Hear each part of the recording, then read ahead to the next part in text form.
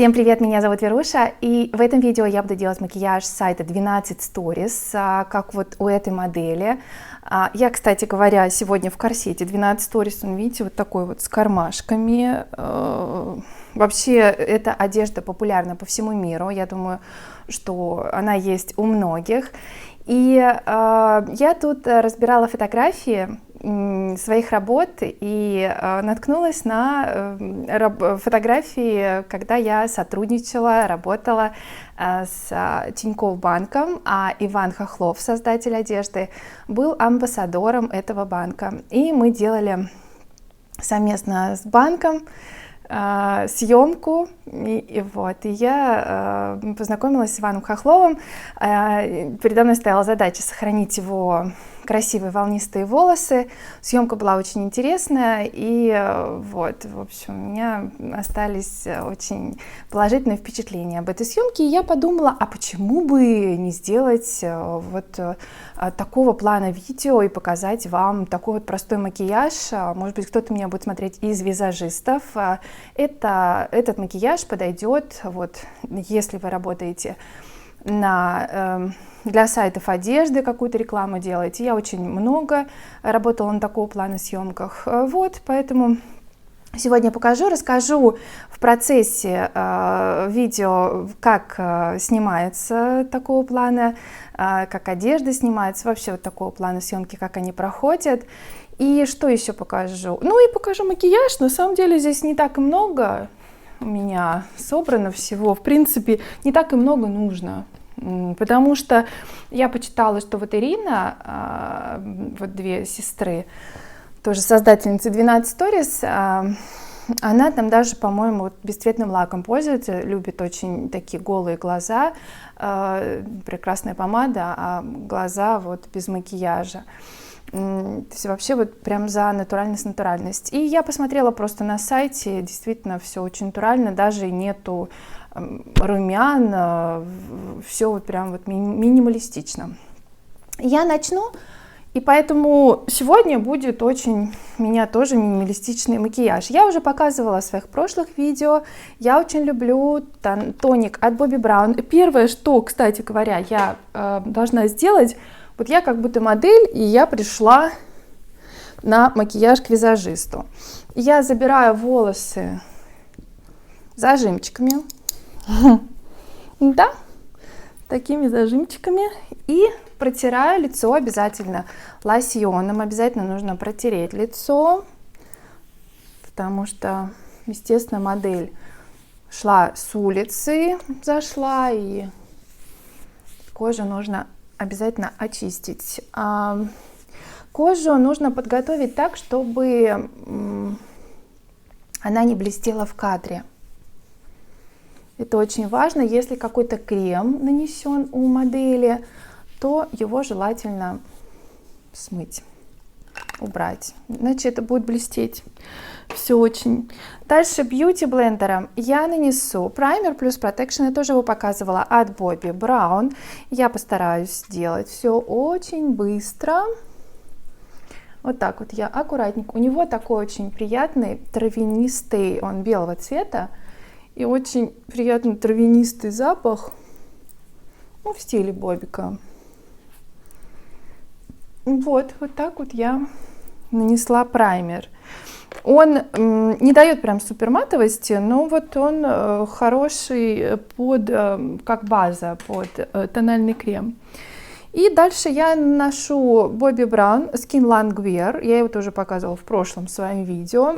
Здесь у меня никаких сомнений нету в том, что этот тональный крем мне подходит идеально. В последнее время запрос такой, чтобы тонального крема не было видно на лице, чтобы вот максимально сохранить структуру кожи, даже где-то какие-то там поры можно оставить, чтобы вот лицо смотрелось очень-очень естественно. Ну, конечно, какие-то там изъяны, естественно, все равно нужно убрать, но очень заказчики обращают внимание на то, чтобы не было очень много тонального крема на лице, и чтобы это не смотрелось маской. Вот. В работе можно смешивать тональные крема, 2 цвета, например. Я так очень часто делаю для того, чтобы получить идеальный оттенок. Но здесь, как я уже сказала, у меня сомнений нет, что этот тональный крем мне подходит. Все, нанесла тон. Быстренько. Я нанесла. Дальше я беру от Bobbi Brown палетку.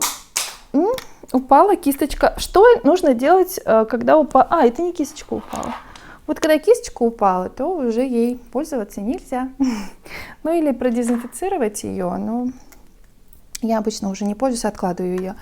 Я беру консилер в оттенке, знаете, какой? Оттенок, ну, наверное, какой-нибудь. Нет, наверное, может, нет. Нет, нет, нет. Light Bisque можно. Как-то так он называется. Чуть-чуть освежить под глазами, прибрать невысыпание. Что-то у меня тут пищит в квартире. Я извиняюсь за звук, если он будет слышен. Что-то пищит и пищит целый день. Вот так вот. Слегка совсем. Я прибираю. У меня вот здесь вот есть такой прыщик красноватый. Я вот... Ну, это я так себе, конечно, делаю. Вообще лучше кисточкой, конечно, профессионально это делать. Вот, прибрала я усталость, да, под глазами уже освежилась, подготовила я для тени и веки, и вообще все. Пудру я обожаю. Make Up For Eva HD. Это прозрачная пудра. Здесь вот такая сеточка. Она не очень подойдет, честно вам могу сказать, для жизни. Я знаю девочек, которым рекомендуют в магазине, и потом они не знают, что делать с этой пудрой. И я это прекрасно понимаю, потому что она прозрачная, она не даст никакого эффекта, кроме того, что она заматирует очень лицо. Вот. Она идеальна для съемки. Вот я ее очень люблю. Именно это моя вот номер 1 пудра в работе. Всегда. Все знают, мои коллеги, что я пользуюсь пудрой Make Up For Eva HD. Я хорошо запудриваю все это. И я еще раз потом буду подходить много-много раз и пудрить модель. Поэтому прозрачная пудра идеальна, потому что не будет накладываться каждый раз цвет какой-то, и не будет лицо темнеть от этого цвета, как-то изменяться. И вот, и в общем, она очень легкая, невесомая и совершенно не чувствуется. Что я сделаю дальше? Я беру палетку от Анастасии Beverly Hills Soft Glam и буду делать очень естественные тени, которые будут смотреться очень естественно. Буду брать цвет Rustic. Наверное, я правильно я почитала. И на веко я аккуратненько наношу. Так, не очень. Вот видите. Подчеркивается сразу цвет глаз. У модели коричневый цвет глаз, у меня голубой, и глаза сразу становятся очень яркие. Можно даже пальчиком. Я не очень люблю в работе с клиентами использовать пальцы. Как-то вот я все-таки придерживаюсь все-таки инструмента кисточки. Но кто-то любит. И внизу я пройдусь, потому что у модели тоже внизу этим же цветом подчеркнуты глаза. Это, кстати, такой хороший приемчик, когда нет ничего такого очень слишком яркого под глазами, но при этом я молодец, я не взяла зеркало. Ой, неужели? У меня же здесь есть в палетке, что же я? Заработалась, называется. Так, и вот так вот я подчеркнула коричневеньким, да, видите? У меня вот здесь вот чуть-чуть видно, это свет так падает. Я извиняюсь, но вот такой вот свет. У меня еще венки здесь проходят, но, в общем, в конце я еще немножечко добавлю. Все, видите, и очень естественно сразу же глазки такие яркие получаются, и при этом вот как будто это так вот естественно смотрится. И еще буквально два штриха по глазам. Там ничего серьезного нет, никаких там теней, никаких там серьезных по цвету. Я беру коричневый цвет от кофе от MAC и прохожусь буквально по краешку глаза. Рисую такую очень естественную подводку. Даже не подводку, а просто по ресничному краю прохожусь.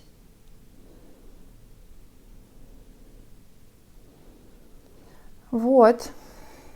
И видите, глаза сразу стали более яркими, выделяются. И еще я обнаружила, ну мне так кажется, что у модели внизу чуть-чуть карандашиком подчеркнуто. Чтобы не было вот такой четкой линии, я делаю вот таким пунктирчиком. Тогда это смотрится очень естественно. Как будто реснички так растут. Вот. Угу. Ну вот. Да, естественно смотрится, согласны? Так, и я беру тушь. Мне важно, чтобы в течение съемки тушь не отпечаталась. Я очень советую для тех, у кого есть проблемы с тем, что отпечатывается. У меня такое строение века, что у меня любая тушь, она отпечатывается, ну, кроме водостойкой. Но водостойкой не всегда хочется пользоваться, потому что ее потом проблематично смывать. Это тушь от Clinique Lash Power Mascara Long Wearing формула. Это тушь, которой я пользуюсь уже несколько месяцев. Мне ее подарили, и я очень ее отметила для себя, потому что она действительно не отпечатывается. И она очень легко вот так вот снимается потом с ресничек. Никакой панточки нет, никакой проблемы нету. Вот. Ну, такие естественные ресницы, там ничего такого серьезного нет. Вот, чуть-чуть я сделала, да, так вот, естественно, получается. Прям глазки такие сразу живые, хоть на лице что-то есть теперь. Я так иногда без макияжа так, так, все, я сделала, чуть-чуть я пройдусь коррекцией, глаза у нас готовы. Взяла контуринг от Анастасии Beverly Hills. Мне очень нравится вот этот цвет, не знаю, как он называется, средненький в этой палитре. Он идеален, он и не рыжит, смотрится очень естественно, как будто вот естественная тень лежит на скулах. И скульптурирование нужно сделать обязательно. Вот румяшки я не буду наносить, потому что я у модели их не увидела. А когда модель становится перед светом, то вот яркий вот этот свет, он делает лицо плоским. Поэтому обязательно нужно делать коррекцию. Такую очень естественную я делаю, да, и сразу лицо, оно как-то таким объемным. Но объемным не в том смысле, что большое становится, а объемное в том смысле, что оно такое очень скульптурированное становится. Красиво будет в кадре смотреться. И чуть-чуть я пройдусь по носику, тоже сделаю коррекцию очень естественно. Вот. Это такая классическая коррекция, которую я делаю всегда для фото. Все, в общем-то, остались бровки и губки. Брови я буду делать Brow Arcade 4 номер. Вообще сейчас очень часто можно у профессиональных визажистов встретить какие-то бюджетные продукты. Я пользуюсь в том числе бюджетными продуктами, потому что здесь дело не в цене, а дело просто в качестве даже. Есть такие расходные материалы, которые вот очень быстро расходуются, и тушь в том числе. Иногда бывает хорошая тушь, она не очень дорогая. И вот Brow Archit мне очень нравится, универсальный карандаш. У меня есть отдельное видео по этому карандашу. Я их тестила, разные цвета. 4 номер возьму. Здесь кисточка на конце. Можно сразу же, не брать кисть где-то, а она уже здесь есть. Я причесала бровки. И чуть-чуть я пройдусь карандашом, очень естественно. У меня брови от природы не очень яркие, там у модели, у нее, конечно, брови поярче. Иногда бывает просто даже достаточно пройтись тенями, чтобы брови обозначить. Но это не мой случай. Такие я сделала очень естественные. Этот карандаш подходит еще для прорисовки отдельных волосочков. Можно прям как художник вот так вот рисовать. Холодный цвет достаточно. Ну, для съемки подойдет. Не увидела я там каких-то, что-то там на бровях еще. Можно только вот гелем пройтись прозрачным. Такие вот у меня бровки будут. Прозрачным гелем у меня гель от Art Visage. Просто их зафиксирую и приподнимаю наверх чуть-чуть. У меня, конечно, тут про пушистость нельзя говорить, у меня такого не получится, потому что у меня не пушистые брови, но тем не менее, да, ничего, так нормально. Ну вот, так получается. И в заключении я беру пуповский карандаш в 4 номере, это очень популярный карандаш, тоже профессиональные визажисты его используют. Возьмите на заметочку, это такой холодно-лиловый цвет, он очень красиво смотрится в кадре. И как раз у модели такие холодного цвета губы. Этот карандаш очень подходит.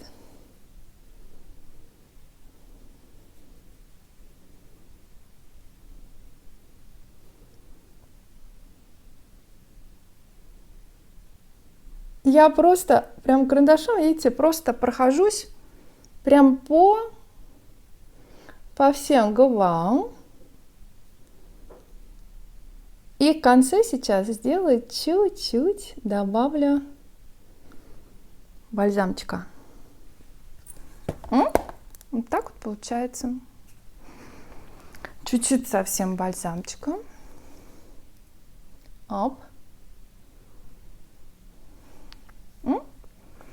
А потом, когда съемка начнется, то я приберу чуть-чуть ватным диском или салфеточкой, чтобы не было особо блеска.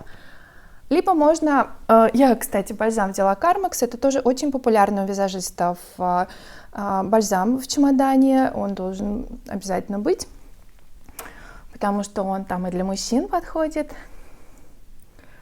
И так вот я приберу перед съемкой. Знаете, что еще чуть-чуть мне хочется добавить цвета скульптурирования? И на этом все. Как я сказала, уже румяшек никаких нету. Ну вот. Вот и все. Такой вот макияж получился. Что скажете? Похож? Мне кажется, похож. Очень естественно.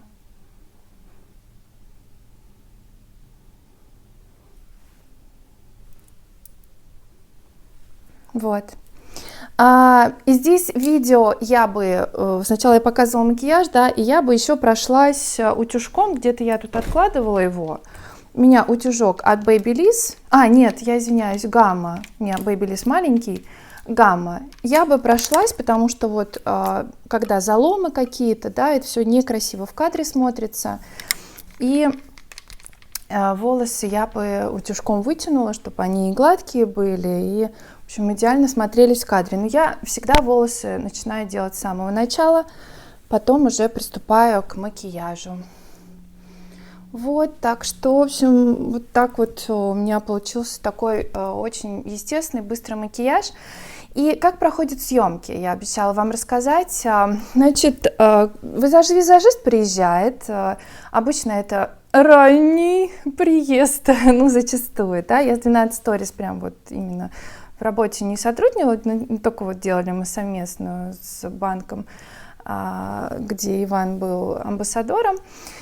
А так, визажист приезжает, делает макияж, обговаривается это изначально с людьми, которые находятся на площадке, которые отвечают за внешний вид модели. Потом приезжают заказчики, и уже непосредственно модель встает в кадр. И там визажист еще может что-то подправить, если нужно, и уже буквально 5 минут там дается на какой-то лук. Ну, там 10 минут, есть какие-то аксессуары, еще что-то. Так обычно снимается там, например, 2 коллекции сразу же в одной съемке. 2 сезона может сниматься. Поэтому так очень быстро, то есть модель встает, снимает ее там 5 минут, потом она идет переодеваться за ширмой и снова встает, снова отфотографировали, она снова идет переодеваться. Вот так это происходит.